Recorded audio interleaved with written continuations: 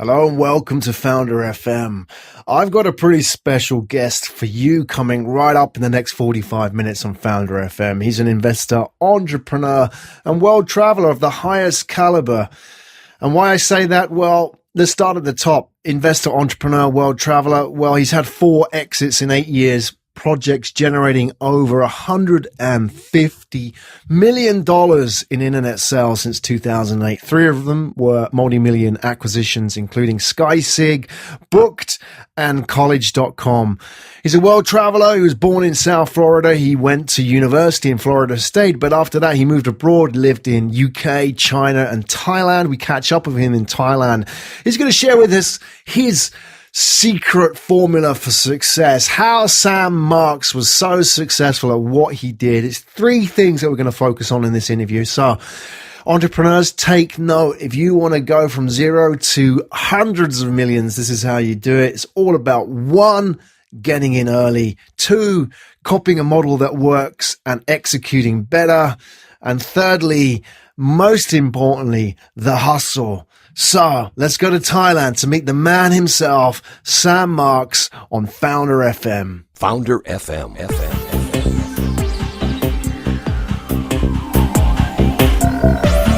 You're listening to FounderFM with your host, Graham Brown. Hello and welcome to FounderFM. This is the voice of the entrepreneur. My name is Graham Brown. Today I'm going to introduce you to an investor, entrepreneur, and world traveler. He's had 4 exits in 8 years. His projects have generated over 150 million in internet sales in that time, with 3 resulting in acquisitions. We're going to talk about entrepreneurial life on the road, what it takes to grow and sell a business, and maybe a little bit of ping pong along the way. Welcome to the show, Sam Marks. Thanks, Graham. Looking forward to chatting for a bit. Nice introduction. Appreciate that. Awesome. And you find yourself where in the world today, Sam?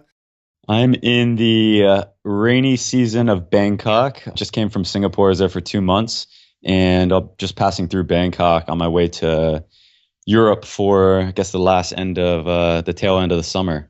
Awesome. You're constantly on the move. Is that by choice, or you're on the run? You know, I don't know. I think I got this in somewhere along the way in college.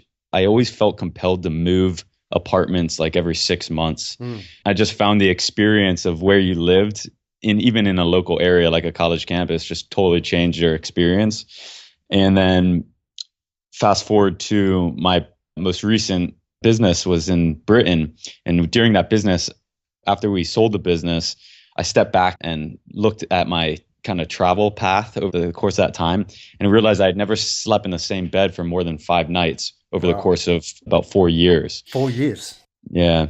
I think it just got ingrained in me. So after I got out of the business, it's just, if I'm in an area for more than, say, I was just in Singapore for 2 months, that was the longest I've ever been anywhere that I can remember since college. So that was a big stride for me. But yeah, I guess it's a little bit of getting bored and a little bit of just liking to stay flexible and see new places. Right. So I've got to ask the dumb question. I mean, how can you actually run a business when you're not sleeping in the same place for 5 nights in a row? Because you would have thought you need to have that kind of stability, right? I mean, I'm just going to ask a traditional question here. Yeah, lean and mean. I think it was a big balance of initially when starting off, if we'll go back to my previous business in Britain, probably the best example. There was a bit of a trade-off early on of me not wanting to hunker down and be locked into a place full time, which probably would have given the business a boost and extra growth. So I can remember being, I was in Costa Rica and all over Central America, down to Colombia and South America. And I remember this is 2008, 2009, it was a little bit more difficult to run an online business. There wasn't as many good areas with Wi-Fi, carrying around a pretty clunky PC. And I can recall several times being like, this is not good for the business, but I enjoyed the freedom and flexibility so much of, following kind of the Tim Ferriss footsteps of the 4-hour work week and almost realizing that dream that I didn't want to just sit down in one spot just to grow the business. And then, once the business got to a certain point, I got over to the UK, set up kind of more of a stable base. But even when I was there, it was, I had to be in London for business meetings and then back up to Edinburgh for operations and then to Birmingham for our sales office, then over to China for manufacturing. So, things pop up. You're always putting out fires, always on the move. So it wasn't like it was planned that I needed to kind of be on the move like that. But then looking back, you connect the dots and you realize, wow, I just constantly was on the move. Mm-hmm. That's exciting though. Hey, look, the one thing I want to know about you and one thing that fascinates me about you is is that we'll talk about your businesses in a minute. But before we get there, there's one question that's on top of my mind, right? And you talk about Tim Ferriss and the 4-hour work week, and you're living it, right? You're going out there and, you're living the life. You're doing, a lot of people look at your life and think, wow, I want to do what Sam does, right? But here's the thing, right? For every one of you, there's 10,000 guys out there trying to do this. So, you've, over 8 years, you've generated 150 million in sales on the internet, right? And for those 10,000 people, these guys are scratching around for $100 here, $1,000 there. What is it that you do that all these other guys aren't doing, right? And enables you to build these businesses and, 150 million in sales and so on. What's the secret? I think the number one thing I can attribute to my success was, I would say, two things. One was getting an early start, and the second thing was getting mentors. And I think the easiest way to get rich in the world is the same as it was 5,000 years ago. And that is basically become an apprentice. If you go back 5,000 years ago, you want to become, a gold lender, or you want to become a craftsman of some sort, you went out and became an apprentice and learned from the best and worked basically for free and picked up the craft and earned the trust and got opportunities. And I still think initiative to be able to get mentors that I learned from. So I think the difference in me being, still probably living with my parents, or at least not doing significantly well, and the difference of what I've been able to accomplish is getting aligned with good mentors and being able to learn from people that have figured it out themselves, or learn from other people and go work for them, make them money, and then get opportunities through that. All right. So did you actively seek these mentors out? Did you pitch them and said, hey, look, I'll come and work for you for free? No. So the way it worked for me was I fell into it because as a freshman in college, going into my backstory, I was arrested 5 times for petty crap that you would never get arrested for in Britain. So fake ID, underage drinking, criminal mischief for breaking a window, and just such garbage, right? I basically was getting kicked out of school. My parents were pulling my college tuition, and everyone I talked to up and down the corporate ladder said, you'll never get a job out of college with 5 arrests on your record. Right. So it's pretty much forced into figuring out what I can do with my life, right? And that came down to, I got to be in my own business. I got to start my own business. So I started a website when I was in college. It was called The Greek Faces. We can chat about that if you want. Let's do it, yeah. So it was right when Facebook came out, and Facebook was only at maybe 10 colleges when it launched in the US, right? Came to my school, somewhere in the top 15 schools that it launched at. And I thought it would be a good idea to do this for Greek life, which is fraternities and sororities. So essentially made a Facebook clone. This was one of my dorm room tech guys that I ended up meeting. And, he was in his dorm room coding it up, and I put in a couple $1,000s or something to get design and marketing and all that done. And that was our business. And we grew that while we were in college. And when I was a senior, we sold it. And the guy that bought it owned college.com. And he had a similar vision that he wanted to make Facebook, but only for college. At this point now, Facebook was opening up to everyone in the world, because Facebook went from just colleges to open up to everyone in the world. So he wanted to take college.com and make it Facebook, but only for college kids. So he ended up buying my business, and then he became my mentor. And I've worked with him for 12 years, and we've always done good business together. And he in turn has always given me opportunities and introduced me, most importantly, introduced me to everyone in his network, who has introduced me to more people in their network. And we just kind of, this big circle of people have ended up all doing business together. And I've generally had the opportunity to do business with all of them through that one connection. Isn't that interesting though, that you sort of followed the traditional educational route, but everybody around you said that, no, this is not open to you. You couldn't get a job. You couldn't get a career because of your record. And then you decide to go and do something on your own. And how ironic it was that I was a criminology major. right, So I wanted to get a job in law enforcement right, and CIA or something like that. And so that all went out the window really quickly. So right. fate has it, I guess. Right, exactly. Well, you certainly got experience, but at the wrong end of the table, right? So, Right. I could go make one hell of a trial attorney right now. exactly. So you got this mentoring from this guy at college.com, and then give me the condensed version of what happened over the next 8 years where you're building these businesses up over the internet. Because, you've obviously, one door's been closed for you, one door's open, and you've decided you've got some success under your belt. Now you're sort of confident you can go out and build some more businesses. Tell us about how that went.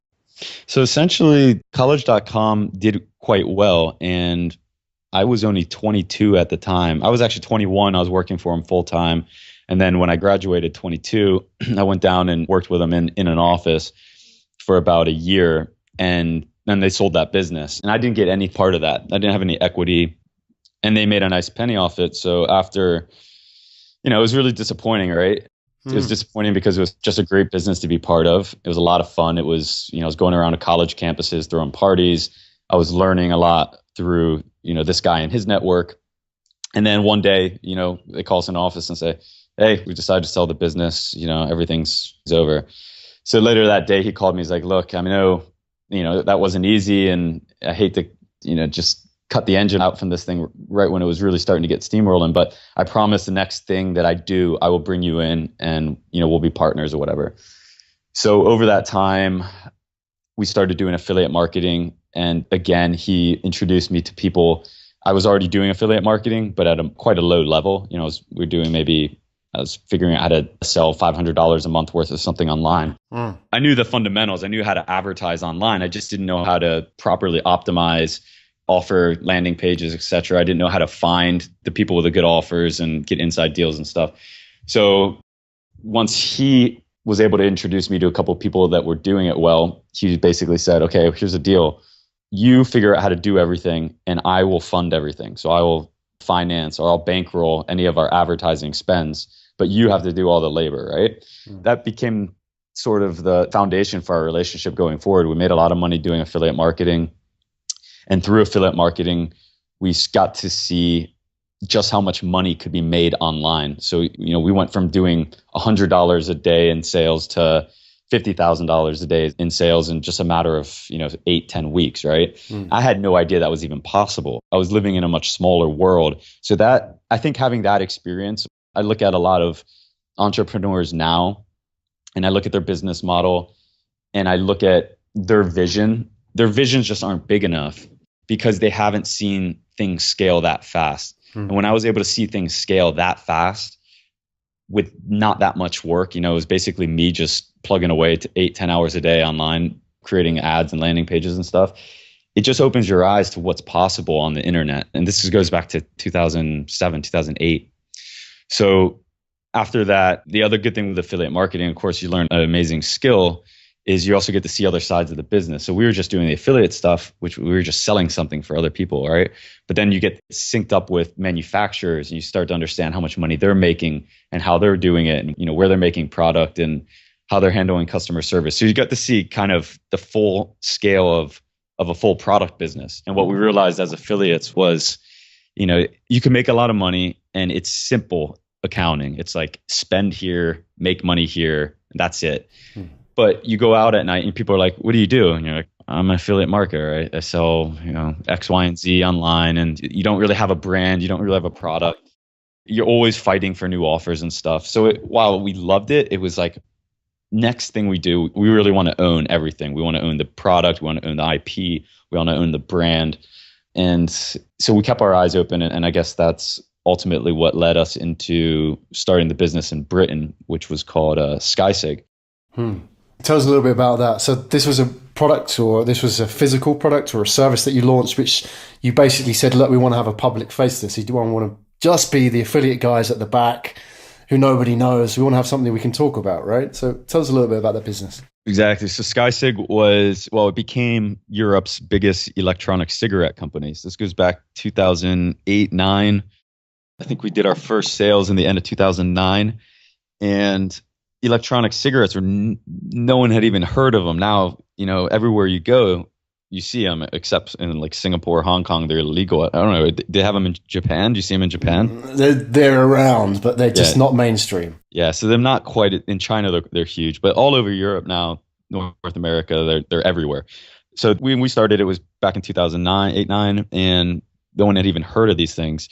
We were actually at an affiliate conference out in Las Vegas, and one of the Chinese manufacturers who had produced one of the earliest versions of an e-cigarette found us, knew that we were big affiliate marketers, and said, hey, look at my product. Can you sell it? And we looked at this thing and we're like, just this total piece of crap, right? But you could tell, like, if this product could get good, I mean, think how big the smoking market is. Now 2009, people start talking about disruption, right? Starting to understand what disruption is, disruptive technologies and stuff. So we started thinking about that. And we knew how to market very well to a health conscious 30 to 50-year-old demographic. So it fit perfectly into what we knew how to sell to. So we kind of kept our eye on the market, and slowly a couple brands started to emerge in the USA.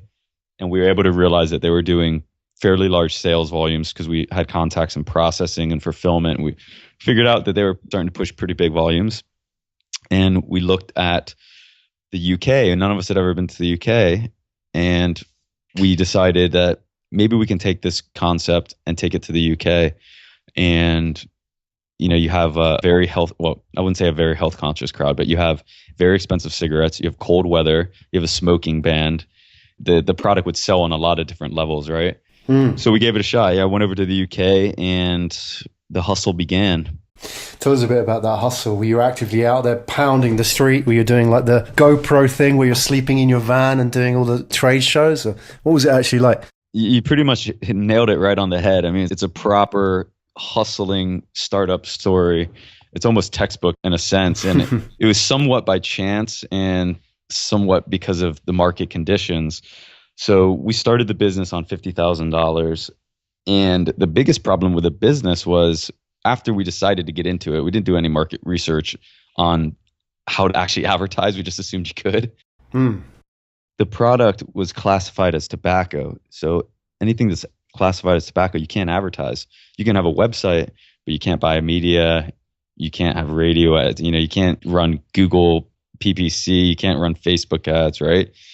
So all of a sudden we had all this product, we had a brand, we had a website, and we had no way to advertise it. All the ways that we had become so proficient in affiliate marketing, we couldn't put any of those tools to work.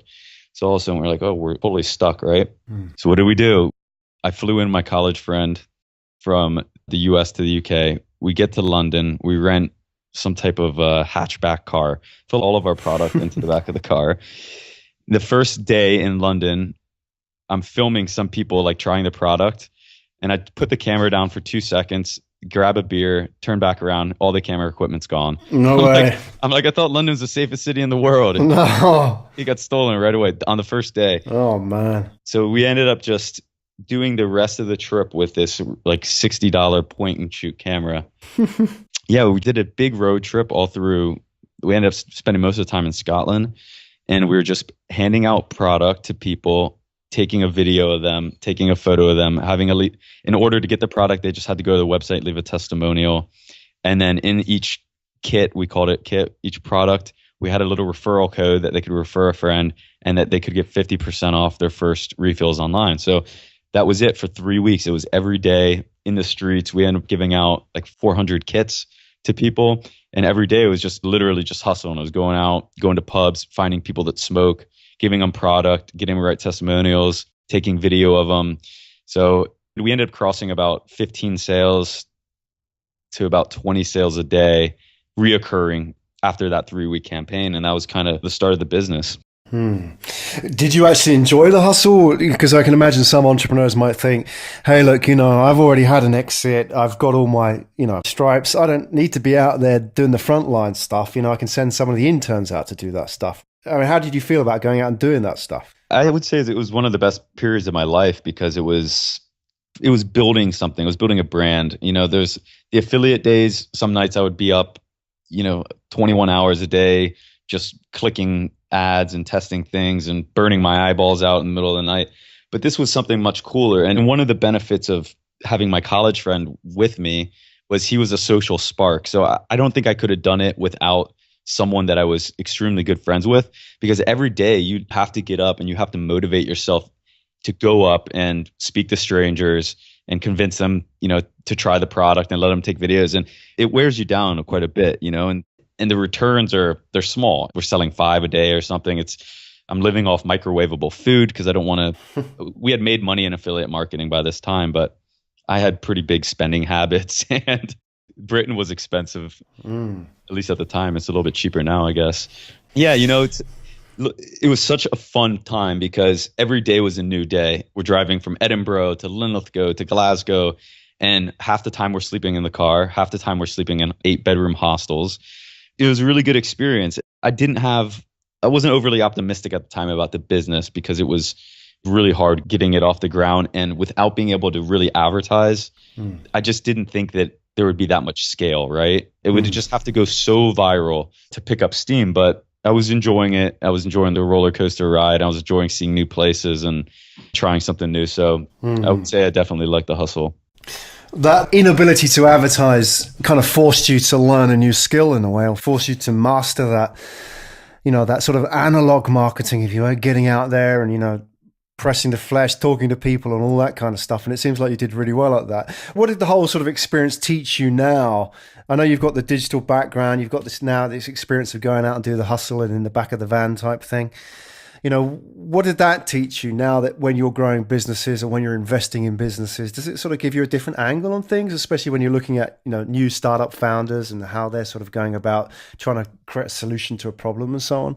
I think it gives you, like you said, a little bit of perspective on different ways and different angles that you can apply to business, especially when, instead of sticking to a traditional route, right?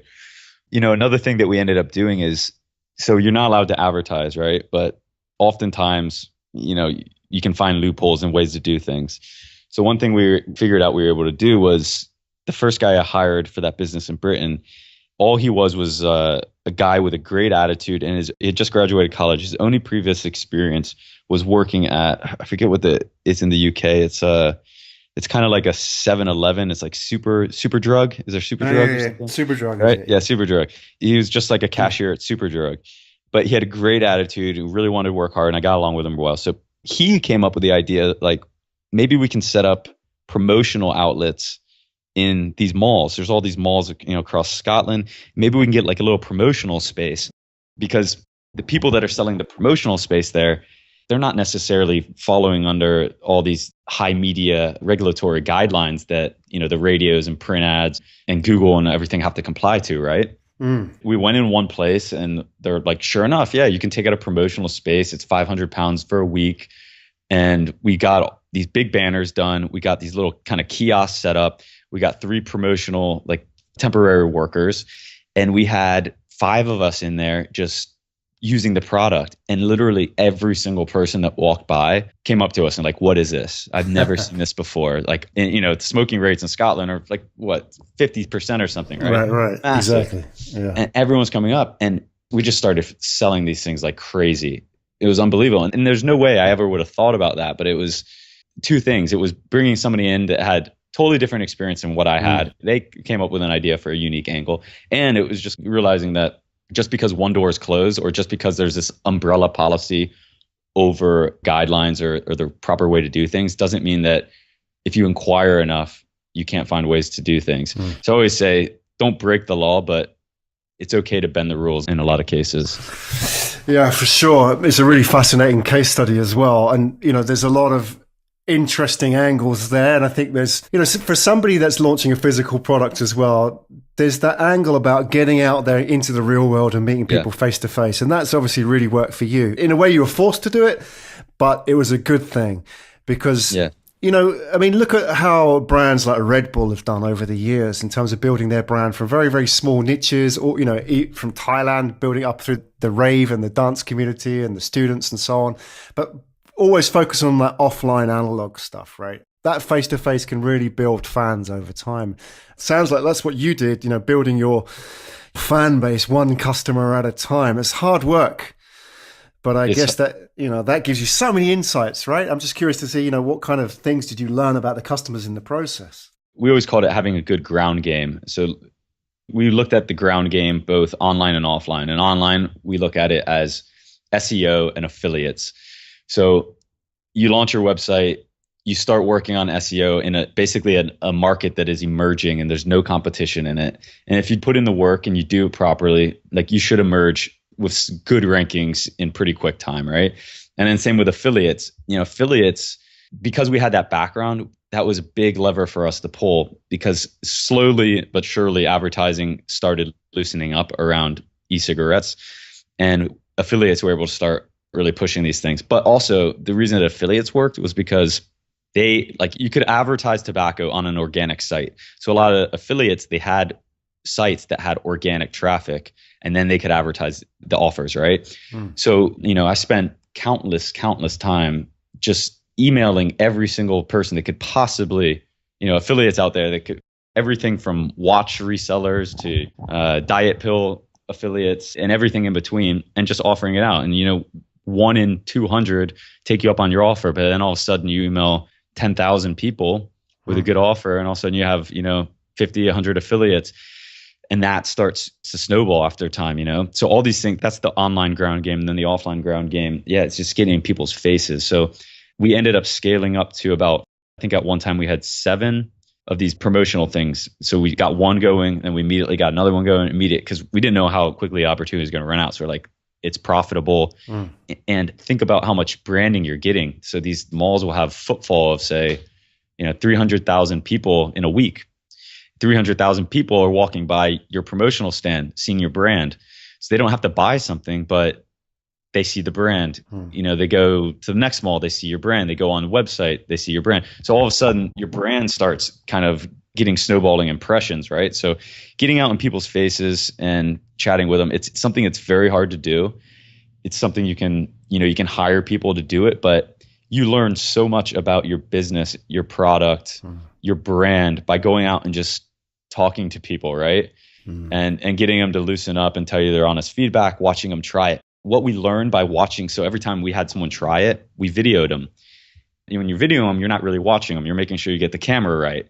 When you go back and watch the video and you actually see the facial expressions of people using it, you get so much insight from that whole experience and chatting with people. So, it's something that's hard to do, especially in different cultures.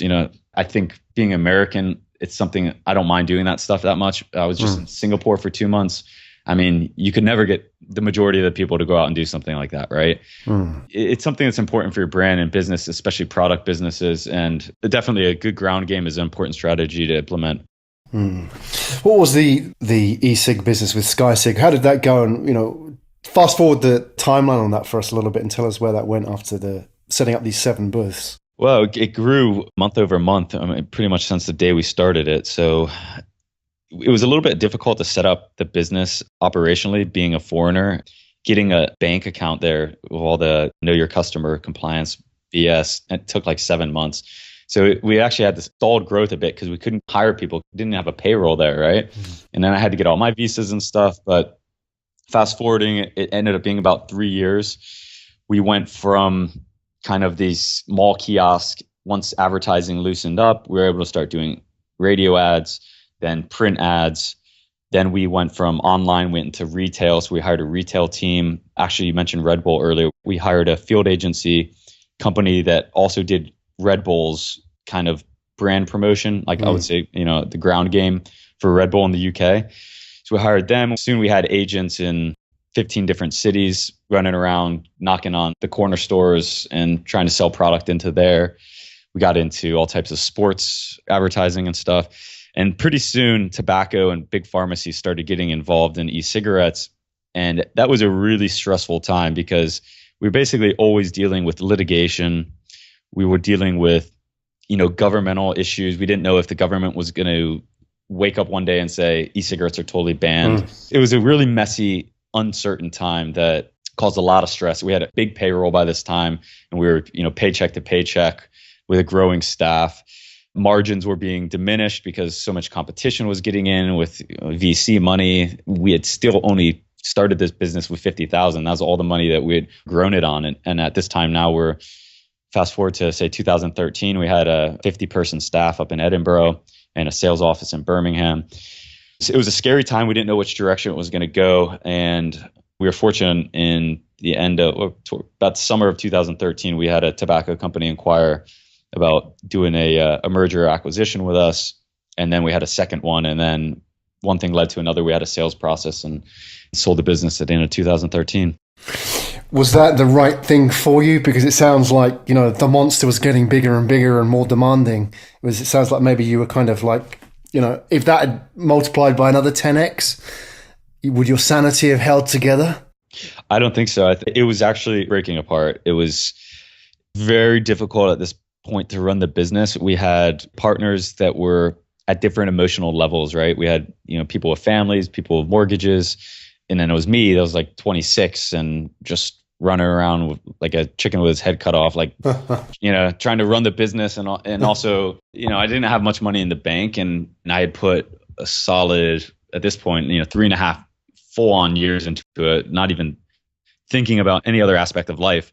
And, there was a very real possibility that we were going to make a lot of money. And there was a very real possibility that we're going to make zero. And that was, that whole experience was weighed on you tremendously. And at this point too, I was going to China for almost every 3 weeks, every 2 weeks, flying back and forth to China to work on the manufacturing and get that all straightened out. So I was really exhausted. I think everyone was exhausted, and the market was changing quickly. So I think if we had held on to the business for another 6 months, we would have gotten a higher valuation or a higher offer. I don't know if we could have kept it together for that long. So I think timing wise, looking back, it was pretty much ideal timing to get out. Everyone was exhausted, and I think a bit relieved once we got the deal done. Exactly. Well, it's great that you build it up as well to that stage so that somebody could come in and acquire it, had some value for them. And I think a lot of that was the fact that you'd built these relationships by going out there and doing the hard graft, right? Rather than just sort of stuff that you'd done online. That was kind of complementing it as well. And that's what any acquirer would want to see, right? That's what they want to buy. There's relationships that they probably don't have, right? As not just with the customers, but also distributors. It's important as well, right?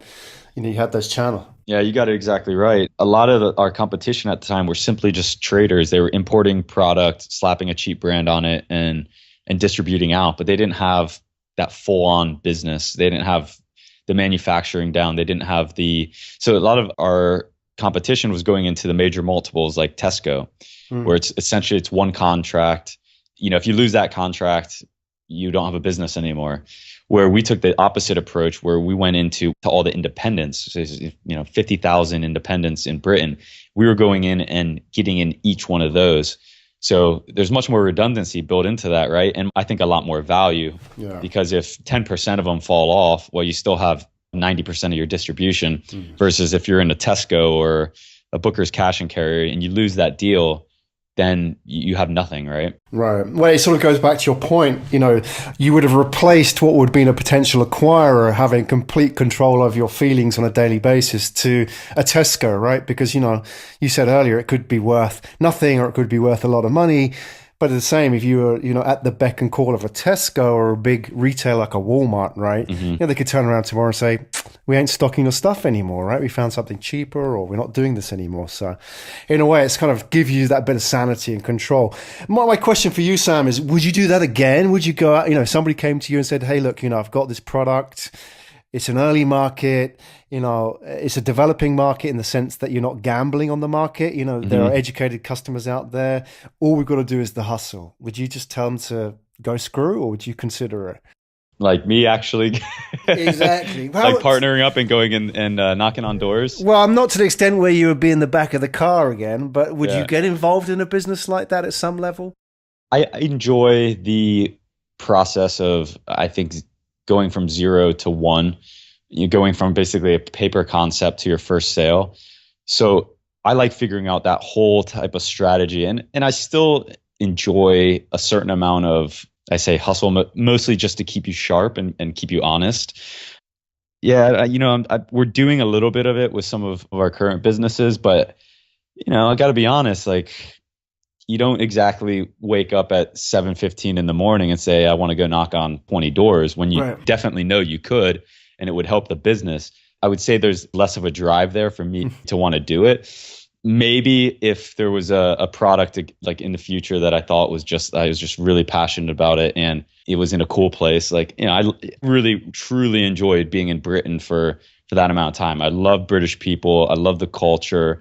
I love the landscape, the cities and stuff. So for me, that was part of it. If it was like I was going to have to go do that in Texas, I probably would have been like, I'm done in 2 weeks, right? Right.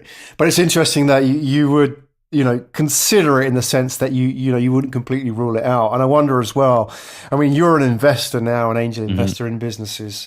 When you see startup founders, do you look for that hustle in them? Because, there's a whole generation of startup founders today who are very comfortable sitting behind the computer screen, right?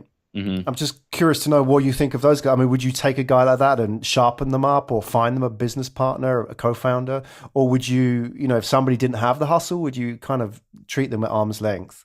I do typically invest in people that I identify with or feel like I can relate to a lot, and that would be a lot of it. So I invest in a lot of non-technical founders that have that kind of hustle and that spirit.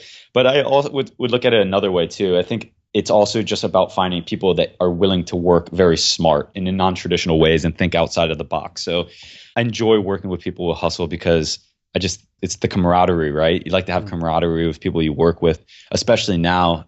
A lot of the things I'm doing are not necessarily monetary investments. They're much more about being part of something cool and work with a cool team. So I think even more so now, I like to be part of people with that type of characteristics. Very interesting. So what keeps you busy these days? I know you're doing so much traveling, and that's a big part of your life. You love moving around, exploring new cultures. What drives you to get up in the morning? Because it ain't going to go and knock on, some council estate in Scotland in the middle of the rain and a Thursday morning, right? What is it that drives you now, Sam? I'm still figuring that out. And I mean, you and I have chatted before about kind of the post-exit life. And the more people I talk to, that this is from people all across the world, they have that same thing where, you have an exit and it's a couple of years of kind of enjoying it and, reflecting on what you did. But then it's, you have money in the bank and you realize that money doesn't buy you all the happiness and heavenly things that you thought it might when you're on the path to making it. So it's very much about reinventing yourself. And I think, in the last 2.5 years since the exit have been great years. I've gotten to do so many things that I always wanted to do, never had the time or the money to do. But at some point, the traveling burns itself out. You get off a plane, you check into a hotel. It's a lot less exciting than it used to be. So it's, I'm staying on the move quite a bit. I'm investing in a lot of companies. I have 3 startups that I'm involved with on a co-founding level. But to be honest, like nothing really replaces the thrill of the business that we had in Britain, because that business was full on. And looking back, it was having that team of, say, when we sold the business, it was 50 people, and everyone in that office was between the ages of 21 and 30. And everyone was just going to war together. It was like the war room. And after work every day, there was a pub straight down from our office. 3 times a week, we just rented out the pub for everyone there. It was just such a good business, and everyone worked so well together. I don't think you can ever replace that. You could do angel investing in 200 companies and never come close to the thrill of being at the center of kind of a hyper growth or fast-paced startup. So I think there's a lot of it is trying to rebuild that, but figuring out what the driving force is. Is it just to be within that network and that team and community, or is there still financial goals ahead? I'm still figuring all that stuff out. So I would say right now what's keeping me busy is just trying a lot of new things, trying a lot of different types of investing, living in new areas, getting involved in philanthropies and stuff, just to see what one day when I wake up and figure out this is really what I want to spend the next, 5 years or 10 years of my life doing. And I haven't figured that out yet, but starting to see some new opportunities that look appealing. Well, yeah, joining the dots, as Steve Jobs says, You only get it when you start looking back, right? It only starts to make sense in hindsight.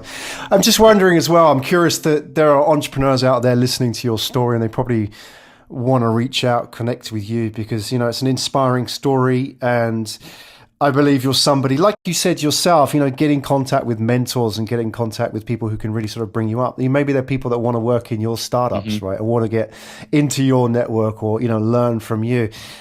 Obviously you're a busy man. We don't want people pitching you ideas left, right, and center. What kind of advice would you give people to contact you or any other kind of successful entrepreneur in that situation if they say, look, I want to kind of learn from you, or, I've got this idea and it would be great if you could help me get this into this position and so on.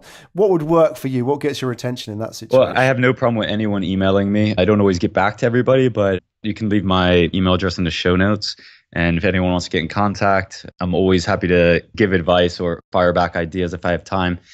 I have a good friend named Johnny FD. He runs a podcast. It's called Travel Like a Boss. And he's a passive income, I would say, expert. So he's got, I think, like 15 different revenue channels now. And he's done it all by himself over the last 4 years. So he talks about this stuff quite frequently. I go on his podcast a lot and we just talk about this stuff. We spend a lot of time up in Chiang Mai. You've been there, Graham? Or? Yeah, I met Johnny in Chiang Mai. Okay, yeah, great. So, exactly. Small right? world. So in that little co-working space, I can't remember which one it was, but the one that you always hangs at. Oh man, small world. Isn't that funny?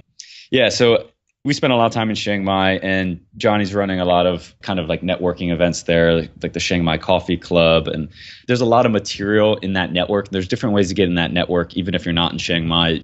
You can follow Johnny on his podcast. There's lots of different business forums. There's a Dynamite Circle. There's several other ones that all these people who are in similar positions, they're either just starting out or they have small businesses, 2, 3, 4 people, and they're scaling it. And it's just this massive collaborative community, both on and offline, that I think is a really important thing to become part of if anyone out there is just trying to figure out how to connect with more like-minded people and get advice. And you mentioned the co-working space. That's one of the places, co-working space have really just popped up in the last 2-3 years. And those are great places to hang out. Yeah. No matter what, even if you have a corporate job, they have events. Pretty much anyone listening to this in any city in the world, there'll be co-working spaces and they'll have events that are open to the public, and just go there and get linked up with like-minded people that are in small businesses. It's a great time to be working for a startup on any level, as an intern, as an employee, as a founder. It's so exciting to be part of, even in the failures. And I've been part of failures in the past, and those are very exciting. So I would just encourage anyone who's thinking about taking a plunge into becoming a freelancer or involved in startups to just figure out a way to take the plunge and connect with like-minded people, and don't be afraid to ask a lot of questions. Oh, that's awesome advice. And co-working space as well. We'll put all the links in the show notes as well to the Dynamite Circle and Johnny FD's podcast and so on. I think it's fantastic advice. Just get yourself out there. The first step, get into a co-working space or go to one of the events or whatever, join one of these, masterminds and so on. Fantastic advice, Sam. Hey, listen, we're running out of time. We didn't get to talk about ping pong. you keen for a game? I could come over to Tokyo a couple weeks. Oh man, I tell you what, I've got a thing with my wife. She reckons she's pretty damn good at table tennis, right? But you know what? It's to the wire. We're pretty competitive when it comes to table tennis each other, right? But if keep you guys honest. You play? I love it. I haven't played in I don't know.